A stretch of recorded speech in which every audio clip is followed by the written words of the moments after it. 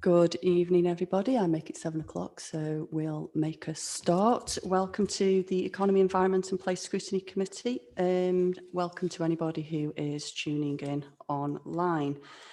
We'll start with our agenda. Part 1, apologies. I've received apologies for Councillor Barry Panter, of which Councillor Andrew Parker is substituting for, Councillor Julie Cooper, of which Jenny Cooper, I apologise, which Councillor Paul Waring is subbing for, and Councillor Gary White. Have I got any other apologies? No? Okay.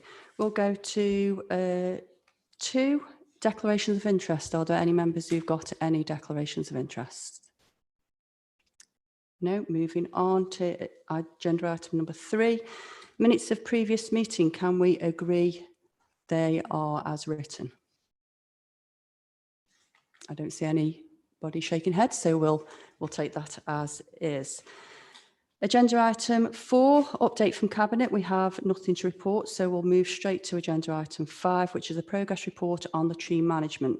And I'll hand this over to our officer, Roger Tate. Thank you, Chair. Good evening, everybody. The report that you have on your agenda was requested by the Chair of the committee.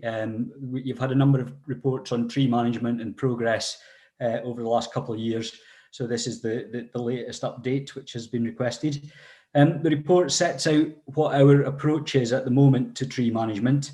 It updates on where we were from the last report that you received, in that we've now made some progress in that we have a tree team operating all year round.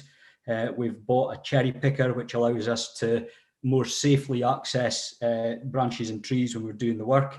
We've got an ageing workforce, so tree climbing is an issue for us. So this helps us both in terms of our team's ability and health and safety.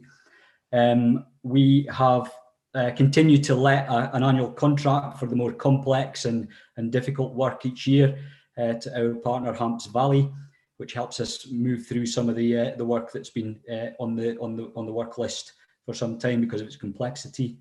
And we've made some more progress in keeping our digital tree management system up to date.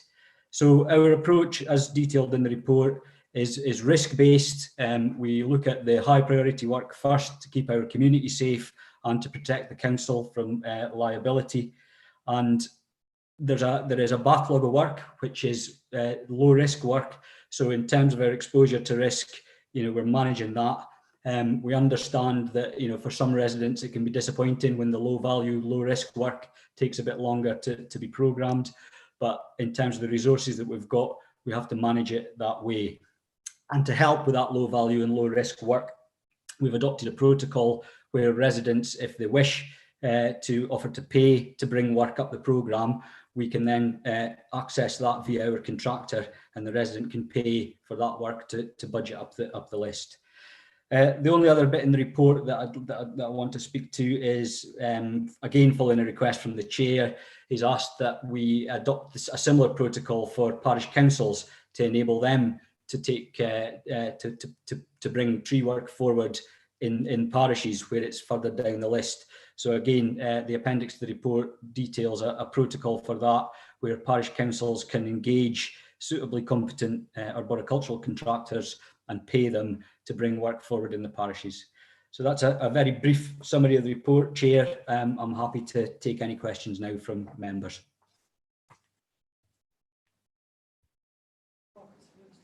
Councillor Chesky. Yeah, thank you, Chair. It's a service I've followed with some interest for a few years. I've been involved with a number of residents and casework where trees of varying nature have been on council land that have been impeded on properties, and I'm aware of residents that have building extensions who've noted tree roots coming up through to where they're going to put the footings, and matters of that nature have been taking around 4 years to from the point of report to actually coming to fruition. And on a more day-to-day basis, from within my ward in Woolstanton, and the trees around the marsh, which the borough are charged with trimming and cutting, very often those trees are overhanging the pavement. I've had cases where partially sighted members of the public are walking along the footpath and the overhanging branches are in the face. So, and that's quite a common occurrence. And whilst I know it's a much slimmed down service, I think it's fair to say that despite the extra contract work that we brought in a couple of years ago, it's still a service that's inadequate for our residents, and a service, I won't say it's a failing service, because I think the service that we provide is a good service, just isn't enough of it, if you know what I mean. So I think that, I don't know whether the officer would agree, the service doesn't actually meet the demands. And in some cases, like I say, from partially sighted residents walking around the marsh, it can be quite hazardous at times. And I don't know if there's anything we can do, particularly with the marsh area. But thank you, Chair. That's my kind of overview of how things are at the moment. Roger, do you want to respond to that? Yeah, thanks, Chair, and thanks, Councillor Olszewski. Yeah, I know we've had lots of conversations in the past about trees in your ward in particular. And as you say, you know, there is a lot more that we could do if we had the resource to do it. As I said in the report, you know, we're restricted by the resources that are available, and we do have to prioritise to the high risk workload. But what I would say is, if you've got particular issues in your ward, you know, that you feel aren't being addressed adequately, by all means get in touch, you know, and we can come and have a look, meet you on site if you want, and have a look around. And I can also interrogate the TMS system just to see where some of those jobs that you've talked about are sitting at the moment. So hopefully that would be of help to you. Thank you, Chair. Thank you, Roger. Councillor Reddish. Thank you. It's a question of interest, really. What do we anticipate the take-up will be for residents to actually fund their own work, or for parish councils? I'm perhaps being a bit cynical, but I just wonder what the evidence is that they're going to do it or not. Yeah, shall I come back, Chair? Yes, Roger. Yeah, thank you, Councillor Reddish. Yeah, in terms of parish councils, I think there are some very proactive parish councils in the borough. We're working with Madeley at the moment, Madeley Parish Council. They are, you know, on the verge, if they haven't already, you know, appointing a tree contractor to carry out some work around Madeley Pool. So, and I think Audley Parish Council as well are very proactive in their tree work. You know, we work in partnership with them. So in terms of parish councils, I think there is an appetite for it, and I think there's, you know, some really good relationships starting to build there. In terms of residents, yeah, probably not particularly high at the moment, and, you know, understandably, but it's an option. As I said in the report, you know, some of these low value works are just, you know, with the resources that we've got, they're never going to make it to the top of the list. You know, as Councillor Olszewski pointed out, some have been on there for 4 years.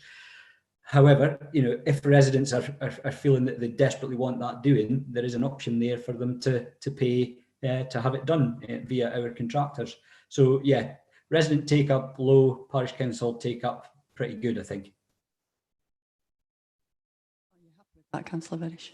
Yeah, I'm happy. I suppose my one question would be, it's okay, you've got a parish council, but if you're in an area where they don't have a parish council, does that make them disadvantaged?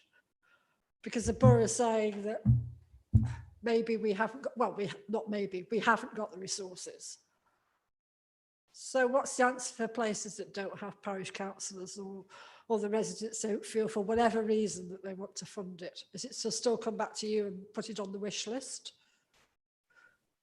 Yes, it does, Councillor Reddish. As I said, you know, what we're doing is the risk-based approach. So if there's anything that's high risk, or, you know, posing a risk to people or property in a non-parished ward, then it will be on our list, on the high priority list, and it'll be taken care of.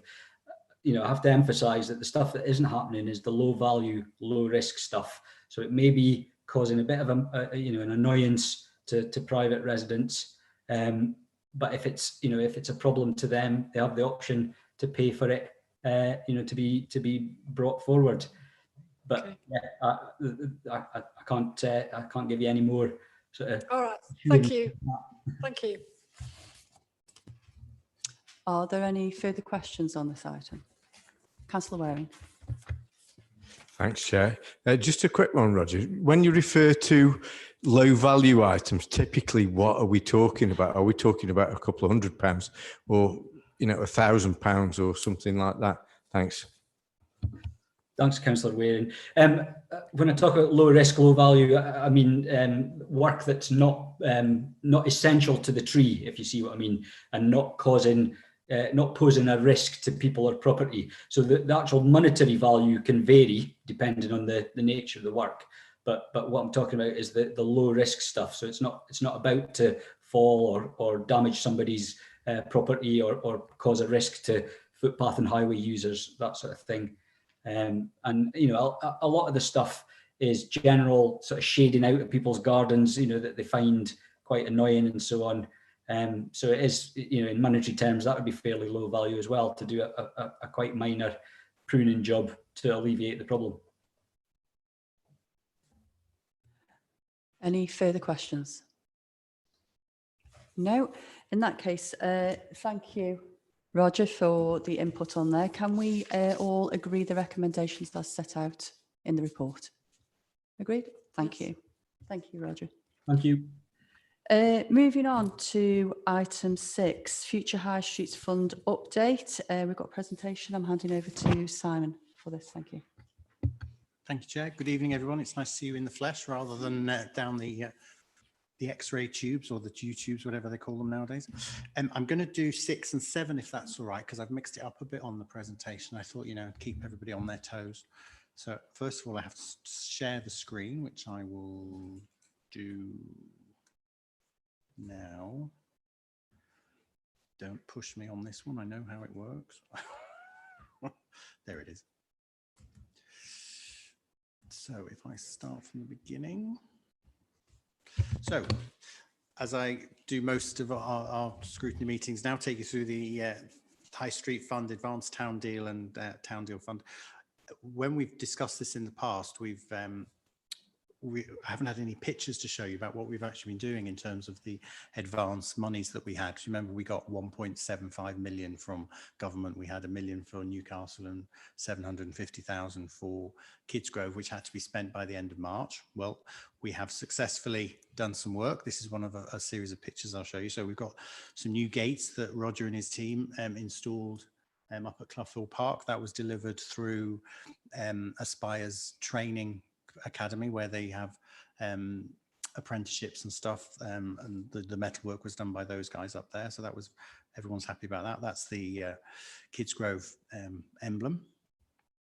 This will be opening tomorrow, but this will be close to Paul's heart because I think Jill is working night and day to get this sorted. But this is the new pump track up at the New Chapel Recreation Ground. A pump track, for those of you that don't know, and I didn't know what it meant either, is a BMX track. So this will be cut. This is a picture whilst it was being built, but it is potentially the best pump track free access in the country. A company called Clark and Kent, who were set up by 2 BMX riders who are world champions, who live locally, have provided this for us. They were competitively procured, but they have actually put extra things into this because they're so into this in such a big way. And whilst it's opening tomorrow officially, and Jonathan Gullis, the MP, will be there along with Councillor Waring, who's been behind this, driving this. The kids have been getting on because they're just so excited about what's been going on. This does take over from the informal track that was put up, has been there for about 20 years. Kids were turning up with barrels, wheelbarrows and spades to try and make their own track. But what's been really interesting is the way the kids have been behaving on the thing. The big kids have been waiting for the small kids to go on their either scooters or, you know, small bikes and stuff, showing them how it works, etc. They've been really respectful of each other, and there hasn't been any antisocial behaviour. There's been a bit of littering, but that's just, you know, Roger and his co have sorted all that out. So we're really pleased that that facility is happening, and it's part of a wider a series of works that we're going to be doing up in the parks, up in Kidsgrove, which that's the first. That's really good. Second one that you might recognise, this is a view from the top of the King's Academy, which is their new 3G pitch, and Muggers, which, so the 3G pitch is the green football pitch in the south side of the picture, and then at the top you've got the Muggers, which are multi-use games areas, and this was around about 375,000, I think, but that's open for the school, and we've just signed the community use agreement, so the community can use that after school hours, during the weekends and at school holidays and stuff. And if you're very clever, you can see over on the left of the picture, that's the old Kidsgrove Sports Hall, which brings us nicely into what we're doing at the sports hall. We've spent a lot of money at that particular facility to try and bring it back into use. We've awarded works to Wilmot Dixon to do early advanced works of the town deal. I'll come on to that later, but the work that it doesn't look like this now because the roof's partially off as well, but they've done strip out works, demolition, all in anticipation of the main refurbishment works, which will be starting. We also demolished Nutton Community Centre as part of the One Public Estate work that has been done, and the consultation that's been going up there around providing sites for new housing and new community facilities. And this particular community centre was beyond its economic life, and there was some serious repairs that occurred at the beginning of 2020 and into the lockdown, which were just too expensive to fix. So you can see that's the before and after. We also bought, as part of this, the old PCT building. And this site, this wider site now, if you're up there, you'll see that it's hoarded off with the branding of, investing in your future, which is the tagline for all of this work that's going forward. And you'll see that that'll be a site that will be brought forward, and wouldn't have been brought forward as quickly had we not had the advanced town deal money. You can't really see this, but apparently there is a traffic barrier going down the centre of this picture. So if you see where the traffic cone is and you go to the left a little bit, you'll see something that looks silver. That's looking down on a brand new traffic barrier. And what that is down the A34. And what we did there was fix a problem that was left by developers and county to a certain extent, where there was an untidy and unsafe traffic barrier and was very ugly. So we had that repaired as part of the deal. We also put some lighting and into stalls on the market, so that that once it was dark in the more winter months, the power was there for lighting, etc. So that was part of it. And I don't know whether you've been through the subways of Newcastle at the moment, but they're undergoing a massive transformation in terms of, there's a picture of what they look like at the end, but what we're doing is we're retiling them, painting the ceilings, putting new LED lights in to make them more accessible, more feeling of safety and clean. And this is what they used to look like, so you can see the difference. We've still got a few barrels to go, but the actual barrel of the tunnel and the walkways up to the roadways are all being revamped and stuff, and we've used public consultation with schools, and these tiles are being developed in line with local aspirations and the message of community safety, and our town is safe and please visit and respect our town, etc. One of the more exciting things from an economic point of view is we've taken over a unit in Lancaster Building, which used to be the old, I can't remember the name of it. It was been closed for several years, but we've refurbished it, and it'll become an employment and skills hub and a drop-in centre for startup businesses and free Wi-Fi. And if you want to meet advisors from the county, skills or partner skills like Aspire, etc., this fits in with the additional grants, the additional revenue grant bid that we did for providing training and skills services, support systems, etc. So that's opening this month in Lancaster Building, and that's going to be a real benefit to the town, because it also brings a retail unit that it cost us almost £100,000 to get this back up to a safe. Can I come back at the end, or would you? Is that? I just wanted to say something. The old unit. That's right. Yeah, that's right. Yeah. That's what it used to look like. Apparently, that's what it now looks like. So that's so we're really pleased with that 1.75 million. It's really kick-started some investment that we were unable to provide through our own capital means, and we did spend it all in the March. We got it confirmed in the August. We started in October, and we got that money through the door quickly. And I think that also gave government confidence that we were serious about delivery and able to deliver. So Future High Street, as you know, is the money that we got awarded at Christmas time. We have now just about to award the works for sorry, it wasn't Christmas. We were told we were successful around Christmas, but we actually got confirmation in the start of the spring, and that went through cabinet recently. So we've now got authority to start the demolition works of the civic centre. So we're hopeful that that building will be dropped. It's going to be a very expensive and timely demolition process because of the sheer extent of asbestos that's in that building. But we will be awarding that contract hopefully in July, and they'll be starting in August, and they'll be going through to September, October next year, which will then pave the way for the other buildings that we want to put on that site. So we're undertaking a master planning exercise with one of the developers or the end users that wants to have a headquarter building, a residential building on there. And we're also starting the work on the new car park, which will replace the Midway, which is part of the town deal funding, because we weren't able to fund the Midway demolition through the Future High Street. We had to, and the new car park, we had to fund that through town deal. York Place, which is one of the buildings we want to try and acquire, because it is, we see it's a blocker between Rycroft and the town centre, Iron Market and High Street. Because one of the problems we've got in the town is this concrete ring that goes around the ring road and stops you seeing activity. And in fairness, the beautiful town that we've got, you can't see it from the road. And one of the tricks is to try and permeate views into the town centre so you can see what's going on, and it doesn't feel so enclosed and you couldn't drive by and miss it. So part of the aspirations, as you remember, is these 3 blocks. That's the purple block is where the civic building is at the moment. South of the purple block is the Merrill Street. I always keep saying Merrill Street, sorry.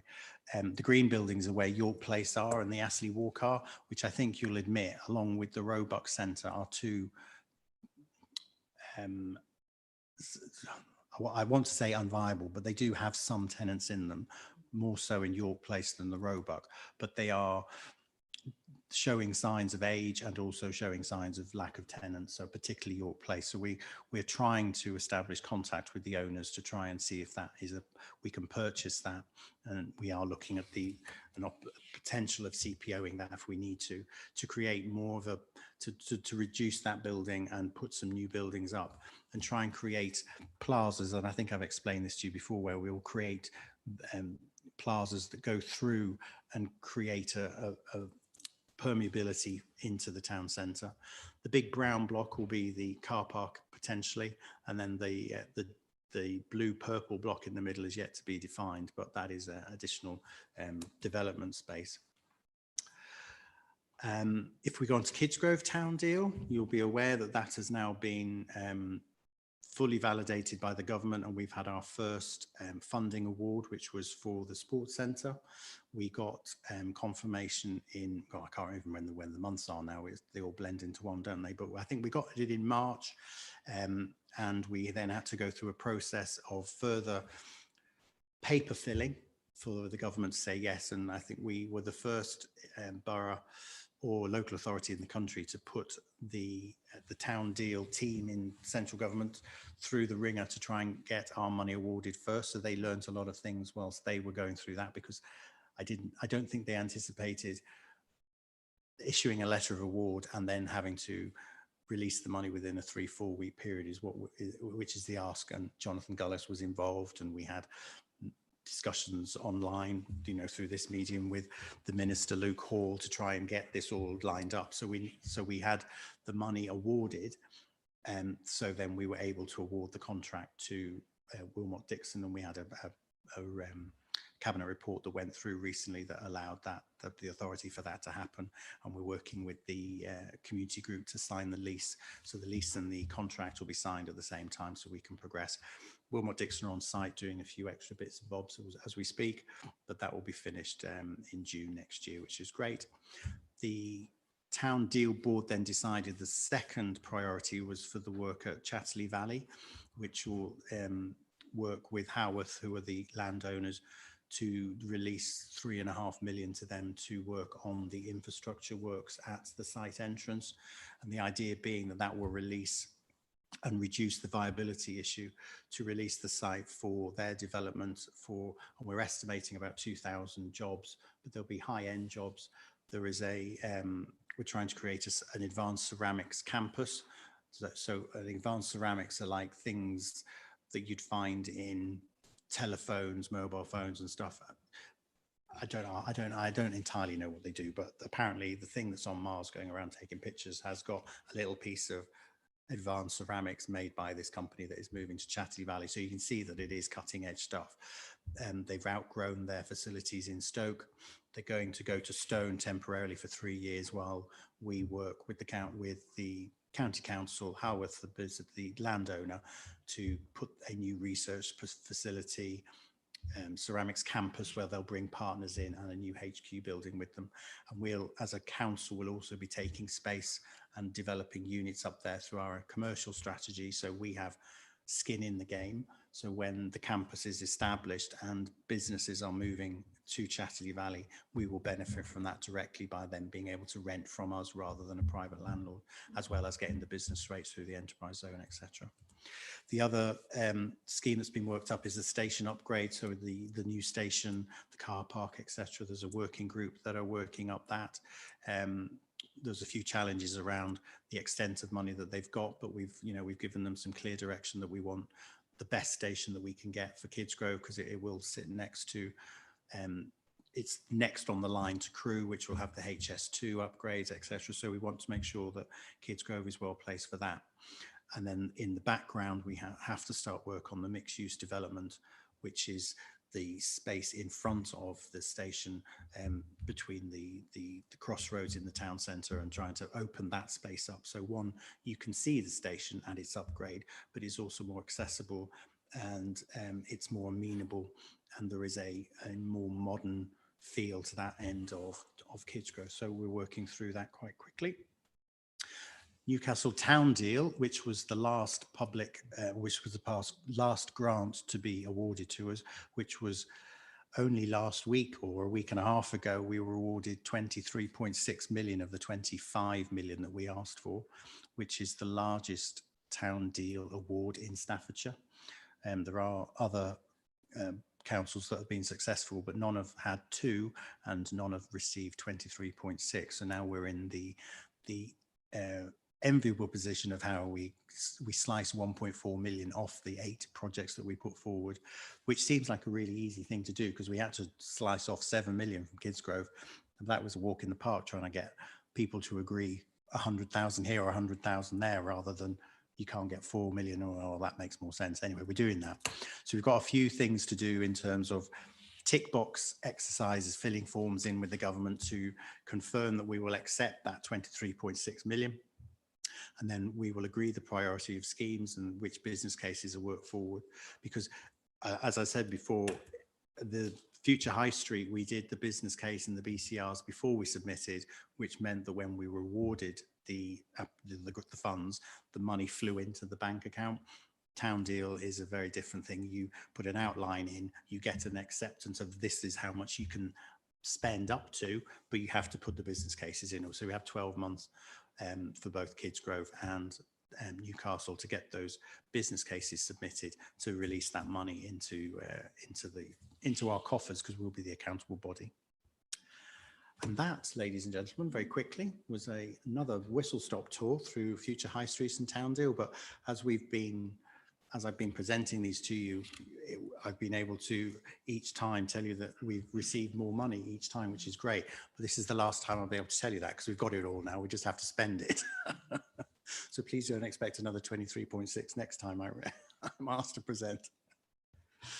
Thanks, Simon. I think it's all really positive news. The investment and improvements have been quite significant, and we're already seeing actual real builds happening. So I think it's already looking positive, both Newcastle, Kidsgrove and everywhere in between. Open it up to members. Are there any questions? Mark? Yeah, thanks, Chair. Thanks, Simon, for the presentation. Very, very informative. Just referring to the Newcastle Town deal funding, is that funding ring fenced to Newcastle Town Centre, or is some of that money designated for some of the village centres? And obviously, I refer in particular to Woolstanton. Both of the town deal have a red line around them, and they're not just in the town. Whilst they're a town deal, it was up to the boards to decide where the red line went. So, for example, in Newcastle, it goes all the way up to Chatterley Valley. Chatterley Valley's in Kidsgrove, and then Kidsgrove Borough stops up at the border there. There will be some work as part of the Newcastle town deal for outlying areas such as Nutton and Chesterton, but it at the moment doesn't include anything in Woolstanton. And is there a reason for that? When we selected sorry, it's not we, because the board selected officially, but when there was a process that we went through where there was a call for sites or a call for projects, which were then assessed, reviewed and accepted by the board, and the board I don't believe we had anything that came in from Woolstanton, if I'm honest. Well, just to round off, you're probably right, but I don't think there was any consultation or ask of local. I don't think there was, there was, what would you like? There's an entitlement or there's an opportunity to bid. I don't think any of that was put to Woolstanton. I'll have to check, but I'm almost certain that every ward councillor in the affected areas were advised of the town deal possibilities, and the town deal board is hopefully made up of people that would have influence around each of the areas around in the red line. So we did try to capture as many consultees in that development of projects as we can. I don't have the facts, but I'd hope we did. But if we didn't, I apologise. Councillor Fee. Thanks very much, Madam Chairman. Yep, great stuff, really. It's nice to see us get that sum of money. And yeah, I think, although it's already been said, we were all very grateful for those who put the work into it. I know from minor things at work that even little bids for money take an awful lot of hard work behind the scenes. So I think we're all very grateful for that. Looking at the town, I mean, you identify two areas which I think are problematic, and you're right to do that. I mean, York Place and the Roebuck Centre. With York Place, yeah, I think if that could be acquired, that would be a good thing. I'd just like to ask where you feel, how good you feel those possibilities are. Two questions that sort of roll off the back of that in a way is, number one is, I'd say about half of it is occupied by viable units at the moment, tends to be the half on this side of us, so to speak. The electric bike chap, the Portuguese cafe and such like. Presumably, will they be, I'm assuming that when we open it, it will probably be open air, but there will be units there. Would they get an option on relocation there if they thought that was appropriate? So that would be question one. My aspiration, which is an observation, is that I would also hope that York Place could be made much more consonant with the iron market here and the stones. We've got a lovely, as you say, town centre, this nice sort of red brick and such like, which goes all the way through, and theming that rather than grey concrete would be absolutely great. The bigger problem, it seems to me, is the Roebuck Centre, where there's much less in the way of viable units in there. I don't think anyone would want to lose the frontage of the Roebuck Centre, which has got historic value. But what do you feel we can do with what's behind it to boost that up? I mean, it's one of the things that strikingly in my time in this borough has, gone from an area which was full of really quite vibrant units to now something which is, there's virtually nothing there at all. Thank you. York Place, we are attempting to purchase it by direct negotiations with the landlord, the owner. If we did acquire it and we became the landlord, we can relocate and end the tenancies because we're redeveloping through there is a clause if there is an aspect of law that says if you are regenerating, redeveloping, you can relocate, you can end tenancies. What we wouldn't do is throw them out on the street without finding something else. Now, I'm not sure whether we'll be able to buy it through negotiations because the family that own it are the Gold family who own West Brom, and this is a very small loss-making shopping centre in a very small part of the country, in their opinion. So that we haven't been able to get hold of them through their agents. So we're now trying direct approaches through Company House, etc. It isn't actually that occupied as you think. There's only about 7 or 8 tenants in the entire building, so it's around about 30% full. So we don't understand how it's making money because the rental and the service charges just aren't being covered. And we've done we were allowed to do and inspect their repairs and maintenance records, etc. There's around £2 to £3 million worth of work that needs to be done on that building to make it up to date, you know, leaking roofs, etc. So the tenants, whilst they're happy there, I don't think that they're happy there long term just because of the state of the building, etc. Whatever we put back will have units at the bottom, but I don't envisage a big block. I envisaging, you know, 2 bookends with a plaza in the middle. So it's much more, yes, very much. Simon Tack keeps showing me pictures of what it used to look like before it was built. And there is a way of bringing that traditional architecture with a modern twist is where I keep adding the words modern twist to every conversation we have. So we can't make it look like the 1950s, but we can make it look like the rest of the town centre, but bring that design up to date. And as you'll know from your work in planning, we can do that. So yes, we will do our very best to make sure that we don't lose the good businesses and retailers that are in that and have survived in those locations. We want to try and retain them in the town centre. And there are suitable empty units in the building in the town that we will hopefully be able to accommodate them in.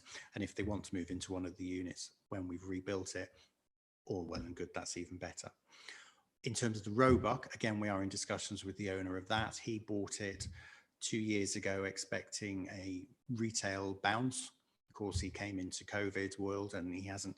I think he's got 1 tenant now. He's just got Iceland, who are, from what I understand, just paying the service charge, not any rent. I believe that the frontage units, which were part of the Roebuck, have been sold off. So it's literally the Roebuck now is the entrance and the space behind. We're not proposing to demolish or alter the outside of the Roebuck, but part of the town deal for Newcastle is the establishment of the Circus School and Performing Arts Centre. One of the aspirations and needs of that facility is space, both horizontally but vertically as well. The Roebuck has a large space in the middle with a high space. So we think it naturally, well, not naturally because it's a shopping centre, but it would make a good space for that type of activity. The subgroup that are looking into the Circus School and Performing Arts Centre are very keen on that town centre location, the space that it provides, and you know, it'll be right next to a car park. So if they have a visitor centre, a research centre, a training centre, they're all in the middle. But we're also talking to some startup company or what we want to try and do is bring different uses into the town centre. That's the whole point of both of these funds. And startup fledgling businesses now tend to be online or creative with computers and that type of thing. God, I sound so old when I say it like that, don't I?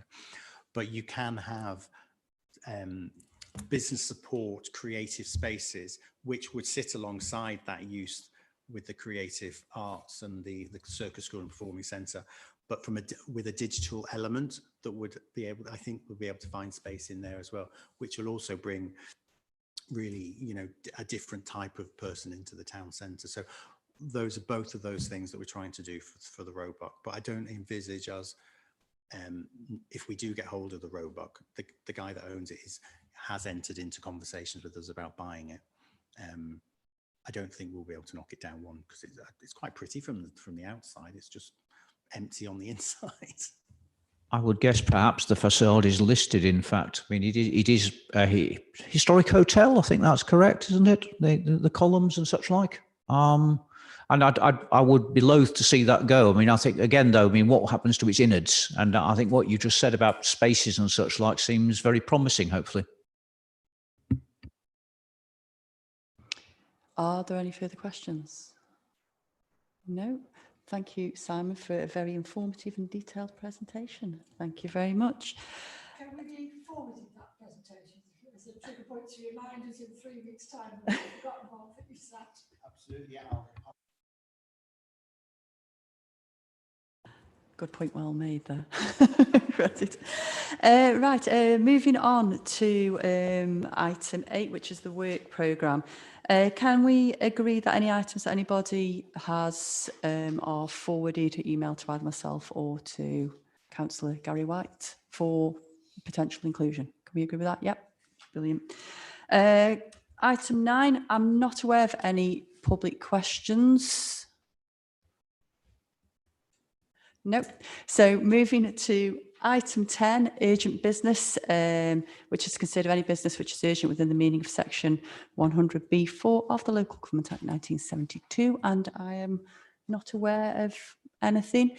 So all that's left for me to say is thank you for coming and have a safe journey home.